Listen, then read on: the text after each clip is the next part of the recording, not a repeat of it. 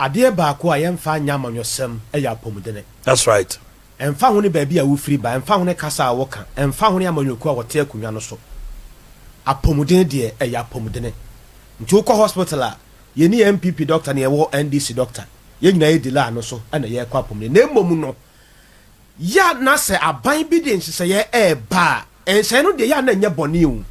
na ekwan ya nsese ye no be fa so ba ye adwuma na nya mfa so papa wo Ghana fo abrabo so no e be wi akire no na ye bone adwemponi nsusuye nti apomden se achi ba no by 2003 me kai August berenum na saade no bae eyese me kwabana kase ya mete hayi ebia se me yare na me kwa yare sabia enam se minni sikanti no sabe na sofo maame wo sikanti no ebia obenya apomden hwe papa acheme na se obi atumi anya bi pepepe na obi akoni fie ade we hwa na empe na so sidan ena ya ye ho no ye twa ye ho ado ye subanya ema aban no ye unpopular in terms of health na me makase apomden si achi ba no ayese ya sense of my make ayese ugina wo ka ho no yi usafo ado be start ka no so wo hospital na wo be fine but wo ni bia wo ka no dosu and it's true. Yes wo ka no be dosu wo wura ha yes kotua ska we wa ha yes fa ha doctor mai fa ha and bia botua kotua receipt we wa ha say mama nurse we se bra fa ha kotua we nti woni mra wo ho so no na insurance na epita wo no na wo busa wo ho sentimi ye bi na ye ana manya bi na ye woni me say besi na from 2003 August ne be kasa amre health insurance ko bi nya bi dawo obi sa wanya bi da efi say me kura bia me kwa metua ene ye se me ni bi no na ye beti ye ni ahwe me de a ene me ni bi meboa me ho akọ ama ya hwe me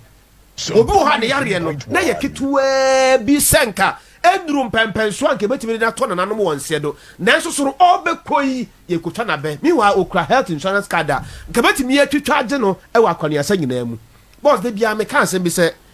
ewiase kasa bia efiri wa no ba bia no e won sunsanso e woni papa e na woni bone ba bia wo gina wo kan asam no so no e woni papa e na woni bone e na ene no a wo de kan asam no so no e woni papa e na woni bone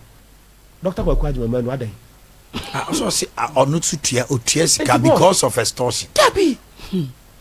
asebi wa we pani ayenka boss we di ani mo oni ye mo ni so no ade bi wo ha o hwe manim na se me make atem se me beka wo ba ye sign bi kwabra meja ika because ye ne wa tena che enti wo wani kasa kura me hu de wo pese wo ka that's right ade bi wo ha yenka so when I dabi Minister of Health boss I pay cash because of extortion now so they said doctors they say adokutafo no na omo ba po nti wunim so say wo ho the doctor ba po na we Minister of Health no dia na wa ya fa me a wo be ka kire me un complain a kire me na me Minister of Health kwabla wo be SOMPA the Ghana Medical Association for so me ka say wo boa wo ba unso omo so be ba bonten de krata ba ti say gutafo say doctor ben ne nkofo gutafo say be kwa MP emery tract say adwadifo stoti Ghana for we use comment bi wo ho so we say friend Joe Wise o kan say make 100 days me nka all the mature boss and my man who now we Minister of Health yes sir if you are telling me say health insurance for problems me na me solve yes sir me tia no me kwabena say money show nya issue me na me go complain akere wan it means I have to deal with it with my producer that makes you a leader if we have issue at SOMPA Tofia Kwana was also solve yes in connection with all of us yes. You don't tell me say ye kofre obi wo Pure FM ye ko complain akere obi wo hello and I ko complain akere obi wo Love FM you are the minister and if health insurance and you take responsibility you take it now catch say wo kra no utieska due to extortion you pay money because of extortion as a minister doctor now me bow but them better say doctor now utiesika na mano no wonim say no bo apo no ana wo hwe ye udi ukuta health insurance ajima manu we kire say on file health insurance go hospital krata ebi kura wonye bi because se why ye bi a enka wo nka because ka sema nka wo se wo kan say wo bi bia da ya wo be ko hospital ABC doctor be you say no very important my ɛyɛ very simple. Now say, yeah, we pay small. Oh yeah, it's true. We pay small. You think you're being frank, but the Juma they say on Saturday say, she say, Saturday NDC, cash and carry rollins the time. Who do you pay who ye? Yo. Sikani ye duro ni. Who do you see? You pay who ye? Omo peni could afford the health insurance back Ghana ha. Come na? And that true nyina omo yi, true.